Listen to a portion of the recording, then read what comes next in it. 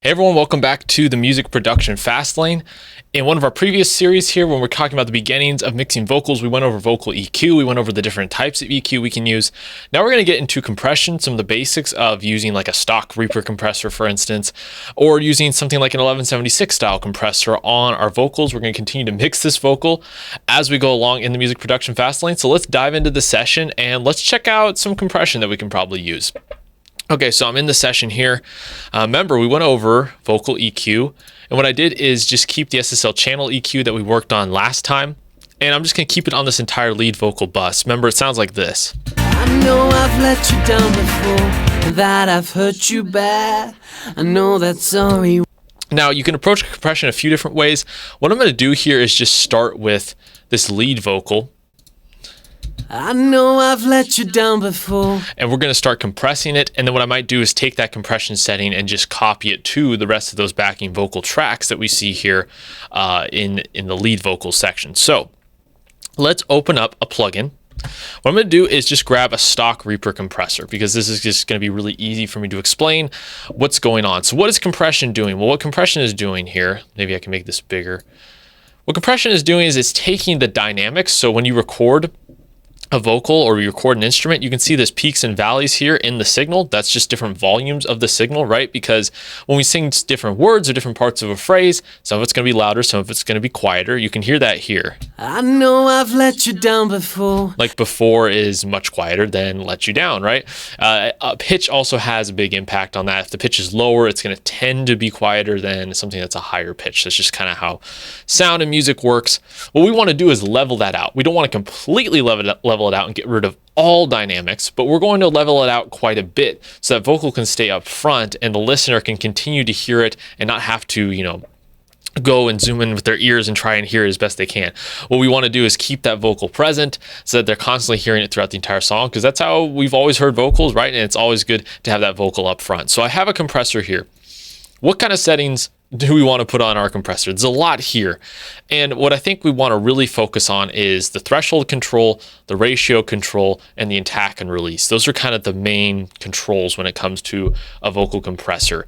Some of this other stuff, yes, you can use it, but for now, if you're like really beginning into mixing or just getting into using compression, you want to remember those four controls and what they do. So I'll go over each of these here. What does the threshold do? All the threshold control is doing is it's lowering the threshold of the compressor down to where the vocal level is. I'll explain that. So let's say we have the vocal here. I know I've let you down before. See how it's peaking out at negative 5.2? So if I lowered the threshold down to negative 5.2, the compressor wouldn't actually do anything to the vocal. But if I lower the threshold down below where the vocal is peaking or wherever that level happens to be at that time, the compression's now actually going to start kicking and applying. That vocal is going to hit the threshold, and then we're going to compress it based on the other controls that we're going to modify here.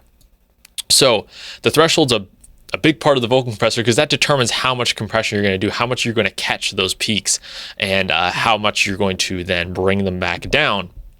So next is, I think the most important part is the ratio control. The ratio control determines how much compression you're going to do, how much you're going to level out the vocal. You can see it's set to 1:1. So 1:1 just means that when the threshold goes down below where that peak was, it's going to do compress it 2 times or 1 time based on the ratio of how much that vocal is going above it. Now it's set to 1:1, meaning that it's just going to do nothing. It's not going to have any compression. If we set it to 2:1, for every dB it exceeds that threshold amount, it's going to compress it down a half dB. If we did it 3:1, it would be 3 times, and so on. A good sort of entry point, I'm going to start with a ratio of 4:1, okay, for this vocal. It's going to compress it enough, but it's not going to be too extreme that the vocal is just going to feel completely flattened. So if I start playing it here, I know I've now lower the threshold control. I know I've let you down before, and that I've hurt you. This is the gain reduction meter. And what the gain reduction meter is doing is showing you how much of that peak gain is being reduced based on how much compression you're doing. So you can see here. I know I've let you down before. So you can see the -6 there. That means it brought the vocal down 6 dB. And it was between 4 and 6 dB based on where I set this threshold control at. I know I've let you down before. You can see if we lowered the threshold even more,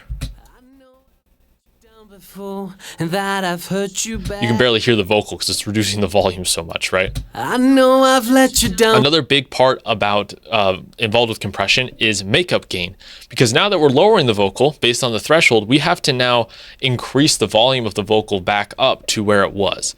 A lot of compressors have auto makeup gain, so they're automatically going to adjust the makeup gain based on how much compression you're doing.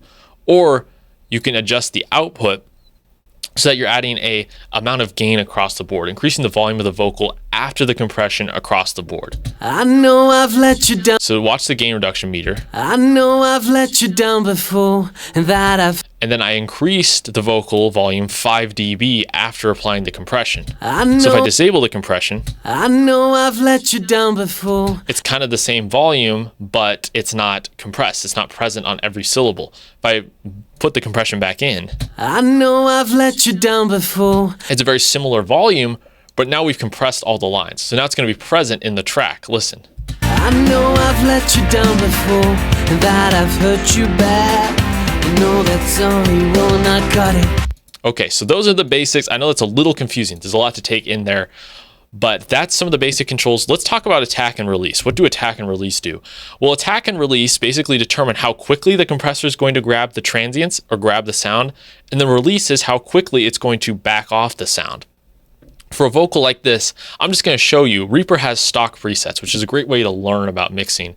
I'm going to go to modern vocal. You can see they have attack set to 9, so that's fairly quick because vocals are fairly compressed in modern music these days. So it's fairly quick. Release of 49 milliseconds, also sort of quick. I would say that's a medium release time. How it's backing off, we've got a 5.2 to 1 ratio, and then it's got the threshold set here. You're going to need to adjust that based on your vocal. But you can see with this attack and release settings, I know I've let you down before, and that I've. I'm going to increase the gain here. I know I've let you down before, and that I've hurt you bad. You can see it's compressing the vocal quite a bit. You can hear that it's, bringing some of those, high spots down, but it's not too aggressive. It doesn't feel like it's squashing the vocal into oblivion. If we up the ratio like this, I know I've let you down before, and that I've hurt you. it just feels like every dynamic's been taken out of the vocal, and it doesn't feel like it's sung by a singer. It doesn't feel like it has life. So I'm going to go back to that modern vocal setting. I know I've let you down before, and that I've hurt you. And I'm just going to A-B, turning the compression on and off until I get it to where it was a similar level, but now compressed. I know I've let you down before, and that I've hurt you bad. That feels like the same level to me, and it's compressing the vocal quite nicely. So that's how to use like a stock compressor to compress the vocal. There's also 1176 style compressors. Something like the CLA76, this is a paid for plugin that I'm just going to enable here real quick and show you how something like that would work. But after we're done getting a good compression setting on one vocal, on that, you can either apply it to the entire bus or you can apply it to all the individual vocals. So I'm going to turn this one off. This is an 1176 style compressor. You can see that the knobs may look different, but the same principles apply. Ratio, attack, release, input and output. It's a little different than something like a threshold control. Input is just determining how much signal is going into the compressor, and then output determines, it's sort of like that after volume effect there. So if I do the ratio 4 to 1, I know I've let. you can still see gain reduction here. And how much you're applying. I know I've let you down before, and It's doing about 10 dB on some spots. I know I've let You can control the output with this control. You could even up the ratio to all, which I believe is just a really high amount. I know I've let you down before, and that And there's 2 models in the 1176. So no matter what compressor you're using, the same principles apply. It just may look a little different. But remember these basics. So now that we have this setting, what I'm going to do is copy that compression setting to every vocal here. And if we have all the vocals, I know I've let you down before, and that I've hurt. now they all sound really present. I know I've let you down before, and that I've hurt. If I turn all the compression off, I know I've let you down before. you can see that there's weird rogue vocals coming out of the speakers because the volume's not controlled. But now that we have compression on, I know I've let you down before, and that I've hurt you bad.